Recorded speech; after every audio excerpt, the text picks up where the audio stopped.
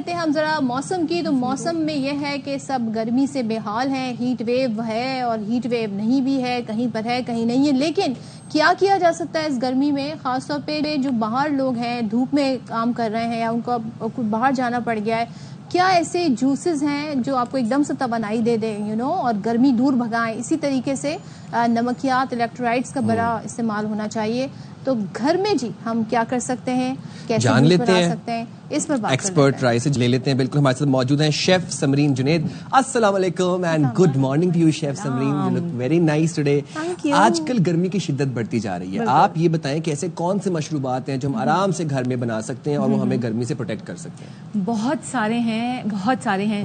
अच्छा, हम क्या करेंगे, हमें हमेशा की तरह मेरी कोशिश होगी कि हम सारे सारे एज ग्रुप्स को और जो वेट वॉचर्स हैं उनको भी अपने दिमाग में रखते हुए बताएं, क्योंकि गर्मी सबके लिए है, एनर्जी सबको चाहिए, राइट? बिल्कुल ऐसे ही। तो सबसे पहले हम एक बड़ा डिफरेंट सा शरबत आपसे शेयर करेंगे, गोंद और कैरी का शरबत।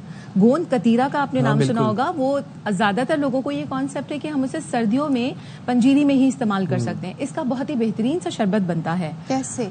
आप इसको ये कीजिए कि रात में भिगो दें या सुबह भिगो दें, तो शाम के लिए आपने तकरीबन 2 to 3 टेबल स्पून, 3 से 4 बड़े चम्मच आपने गोंद कतीरा पानी में भिगो दिया।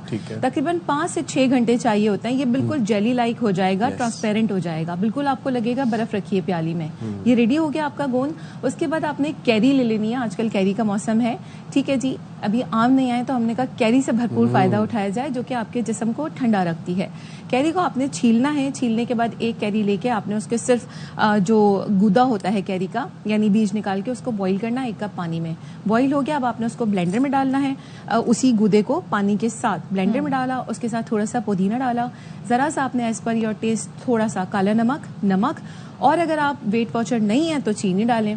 वेट वॉचर हैं तो आप इसे वैसे भी कंज्यूम कर सकते हैं, बट मिश्री या स्टीविया आप इसमें ऐड कर सकते हैं, ठीक है? मिश्री डाली आपने, उसके बाद आपने एंड में इसमें गोंद कतीरा डाल के इसको ब्लेंड किया, निकाला, ऊपर से लेमन जूस डाला। तो इसके फायदे क्या क्या हैं? इसके बहुत सारे फायदे हैं। देखिए, एक तो ये आपको गोंद जो है वो आपको एनर्जी लेवल आपका बूस्ट करती है। कैरी जो है वो आपको ठंडा रखती है। और जब आप इसको ग्लास में निकाल रहे हैं, उसके बाद आप इसके अंदर तुख मलंगा डाल रहे हैं, कुछ भी डाल सकते हैं, बेजल सीड या चिया सीड, ठीक है? बेजल सीड जो है उसकी कूलिंग प्रॉपर्टीज हैं, ये आपको ठंडा रखती है। और चिया सीड जो है वो तो बहुत आपको पता ही है कि उसमें ओमेगा 3 भी होता है और बहुत सारी चीजें और भी न्यूट्रिएंट्स हैं।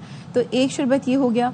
दूसरा, आप गुड़ का शरबत बना सकते हैं। ये जो बाहर आप पीते हैं गन्ने का रस जिसको कहा जाता है, उसमें देखिए इतनी मक्खियां बैठी हुई होती हैं, वो हाइजेनिक भी नहीं होता। पता नहीं किस तरह की होती है उसमें बर्फ, प्लस ये कि वो बड़ी सी बाल्टी होती है, इसी में उसको डिप कर रहे हैं और निकाल रहे हैं, राइट? तो अगर आपको इतना ही शौक है पीने का गन्ने का रस, तो मोर और लेस सेम फ्लेवर आएगा।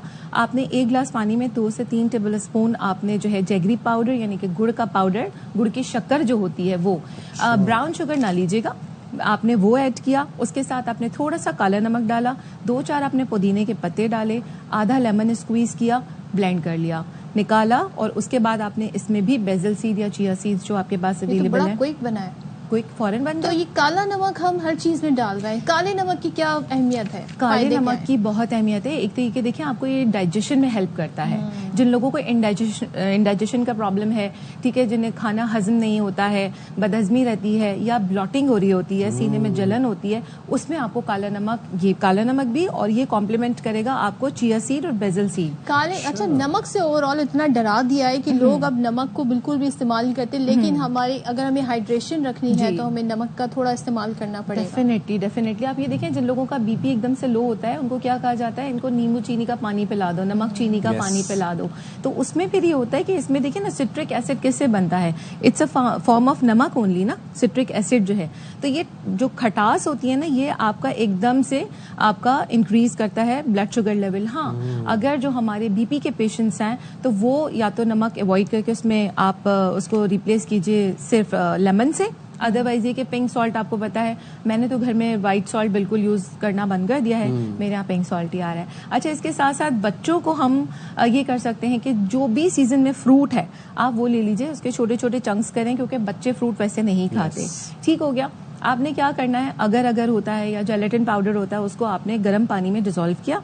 जब वो डिसॉल्व हो गया, उसके अंदर थोड़ा पानी और ऐड किया आपने, और उसके अंदर अच्छा आप इसको रिप्लेस कर सकते हैं मिल्क से भी, ठीक है, या आप ये ले लें या मिल्क ले लें। और उसके बाद आपने क्या किया, मोल्ड्स आते हैं, आपने उसके अंदर जो फ्रूट चाहिए आपको, स्ट्रॉबेरीज चाहिए आपको, तरबूज चाहिए या बनाना, व्हाटएवर। अच्छा बनाना होगा तो उसके साथ आप ये यूज करेंगे, मिल्क यूज करेंगे। सिट्रस फ्रूट में आप ये यूज करेंगे जैगरी पाउडर। वो डाला आपने, उसको जमा लिया, तो ये आपकी आइस वाली बन गई। Lovely, thank you very much chef Samreen. To the point, उन्होंने ढेर सारी चीजें बता दी हैं। वक्त की किल्लत क्योंकि होती है हमारे पास, but chef Samreen is expert in this, और आप भी अप्लाई कीजिएगा और इनसे बड़ा आपको फायदा होगा।